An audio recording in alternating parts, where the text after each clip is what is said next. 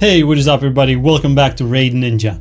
The Halloween Fusion event champion has just been released and oh boy, she looks so cool, and not only that, her skills are super interesting. I think she must have been one of the best Halloween fusions we've ever had. And in this video, I'm going to show you her skills.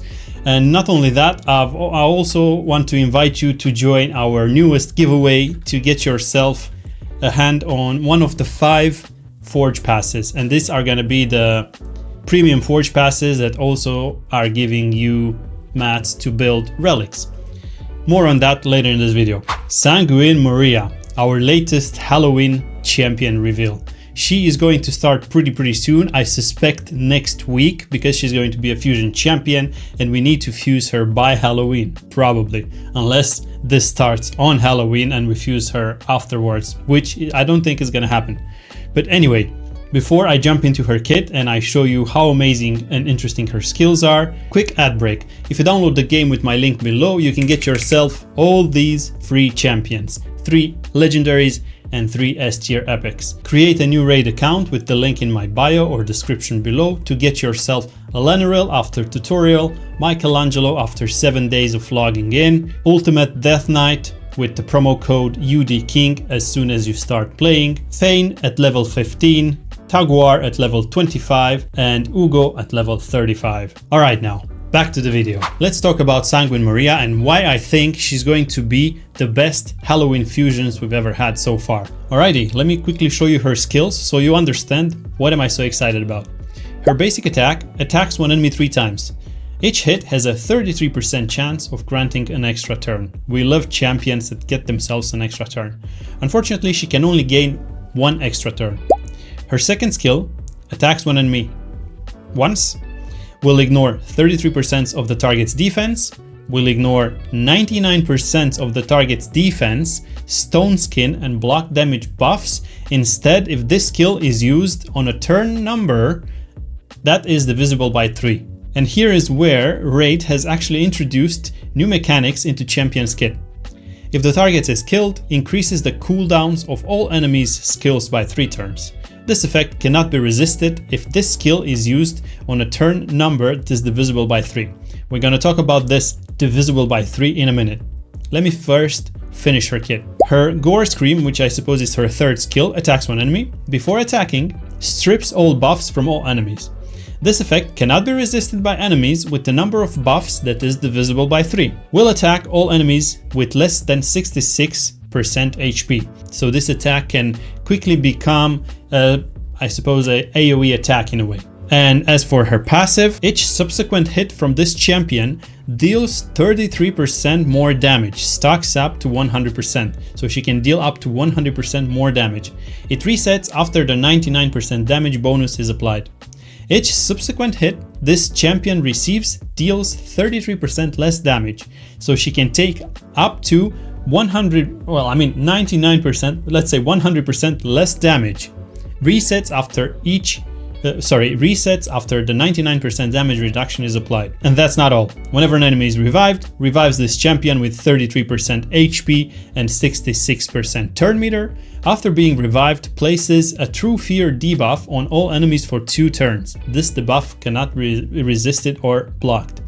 So her skills are super interesting, and this divisible by 3 mechanic is actually not so bad, especially on the fact that her first attack has a chance to give her an extra turn. Gore Scream also grants her an extra turn if she's under a number of buffs that is divisible by 3. So basically, if you build your team in a way that she starts or she has always 3 turns, she's always gonna get another extra turn from there. She can also deal up to 99% more damage. So first damage deals 33%, second damage deals 66% more, and third damage or third attack deals 99% more damage. And imagine this applies to the basic as well, and the basic attacks 3 times. But this passive is also super cool because it, in the same way that she deals more damage, works as she receives less damage. So if there's champions like, I suppose, Marius that attacks multiple times, first attack she's receiving 33% less damage. Second, she's receiving 66% less damage. And third, she's receiving up to 99% less damage. And even if she could be super easily be killed, she still has this passive. Whenever an enemy is revived, revives this champion with 33% HP and 66 turn meter, and places a True Fear for 2 turns on all enemies, which cannot be resisted or blocked, so she doesn't need accuracy to apply that. Man, I think her kit is going to be pretty nuts, not gonna lie. She can always give her an extra turn from basic attacks. So I feel like this champion, whenever she's gonna act, she has a super high chance to act twice, which means her third turn, which is always going to be that divisible by 3 turn that I mentioned, is always going to be pretty nuts. Especially if you attack enemies that have stone skin or block damage, she's going to ignore 99% of that target's defense. She's going to ignore the stone skin and block damage buffs if that's the third turn she acts. So she's basically going to nuke them under any of these buffs. Man, she's an attack-based damage dealer that actually can strip all buffs from enemies. And then she's also attacking all the remaining enemies with less than 66%, which means she's not going to be able to attack the same enemy twice with this mechanic. But then she's getting that extra turn if she's under a buff, if she's under 3, 6, 9 buffs. You know what else is interesting here in her mechanic? This is very hard to kind of like keep track of her turns, right? But actually, it's quite easy. You don't need to be a mathematician for this. Look at this. Let's say you start with Gore Scream. She has 3 buffs on her. She's gaining an extra turn. So that's her second turn now. As for her second turn, let's say you go with her Hematic Blades, her basic attack. She attacks one enemy 3 times with the chance to get an extra turn. Let's say she gains her third turn from here. She can only get 1 extra turn, right, with the basic. So if you do basic, it's not gonna proc again and again and again, like with Rhodos. But now she is set up to deal massive amounts of damage with Sanguine Fissure. And now because this is the third turn, she will be able to attack with 99% ignore target's defense or stone skin and block damage. Man, I think she's gonna be insanely strong. And if you book this down, it's gonna be on a 3-turn cooldown.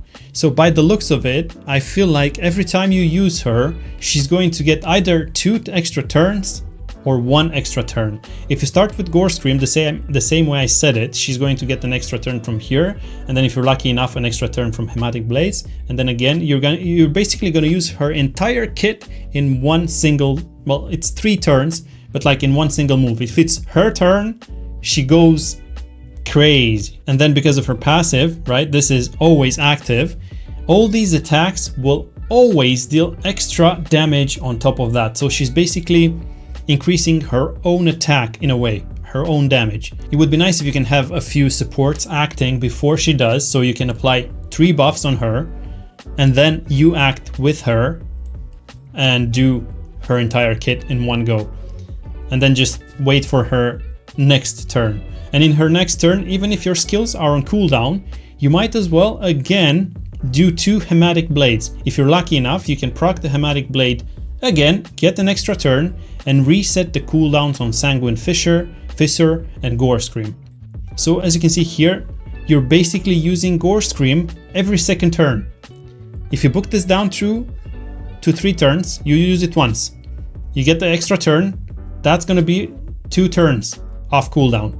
Then you use Hematic Blades, you get an extra turns, this goes on 1 turn cooldown. Then you use Sanguine Fissure, this resets, Gore Scream resets, right? And then again, when it's her turn again, you can basically rinse and repeat.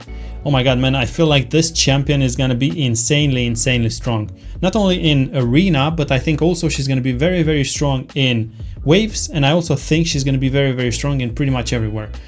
Even in bosses, think about it. What about Fire Knight? She attacked so many times. So she's basically dealing, I don't know, 6 to, let's say 7, 8, 6 to 8 attacks in 1 turn. So she's gonna be able to lower the shield on Fire Knight very quick. And then if you think about Dragon, Or if you think about Spider, maybe she's not the best in Spider, right? But if she attacks so many times the boss and you go full damage on her, maybe you put her in Merciless, I suppose, to get an extra turn on top of her all other extra turns. I think that's pretty crazy, not gonna lie.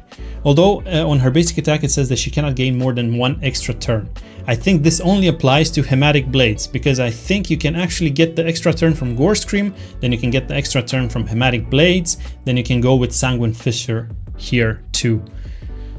And then again, if you have a Merciless set on her, you might be able to get an extra turn from Merciless set too. So yeah, and lastly, if she dies, she comes back to life whenever an enemy is revived. She places True Fear, which is full crowd control on all enemies for 2 turns. So it doesn't really matter that she comes back with 33% HP and 66% turn meter.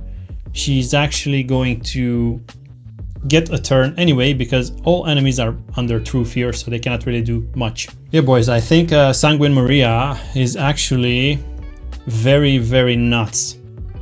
Even if her multipliers might be on the lower side, which I don't really think so, because there's no point for them to create new champions that are actually weaker in this day and age, right? So yeah, Sanguine Maria, she's gonna be our next fusion champion, and she's gonna be our Halloween champion. This fusion is going to be a fragment fusion, so it's going to be a bit more expensive than the usual fusions. You need to join all the events and tournaments in order to get all the fragments from the fusion, for the fusion, in order to create the fusion. Because if you miss any of the fragments, then you're basically scuffed and you missed. And lastly, let's talk about the Forge Pass too, because I promised I'm giving away 5 Forge Passes, and not the normal Forge Pass, but the Platinum Forge Pass. So if you want to get your hands on one of the 5 passes that we are giving away back to the community, all you have to do is just drop a comment below into any of our videos that you're watching, and you are going to be automatically selected and entered into the random prize draw. This is going to happen in about 2 weeks from now. The Forge Pass just started, so it's going to be lasting for 3 weeks and 2 days. So I think I'm going to do this prize draw in 2 weeks from now. The bolster set is actually one of the better sets. That's why I have decided to do a giveaway now, because this is one of the sets that you might be needing for many of your supports. It's giving back, it's healing the wearer back by 10% every turn, and is also placing a protected 30% HP ally shield. So this is going to be very cool in arenas too. So that being said, good luck everyone who are entering into this draw. I was Raid Ninja, and I'll see you in the next video. Bye bye. Download Raid with my link to get 6 free heroes. Use promo code UDKing to receive Ultimate Death Knight. Amazing!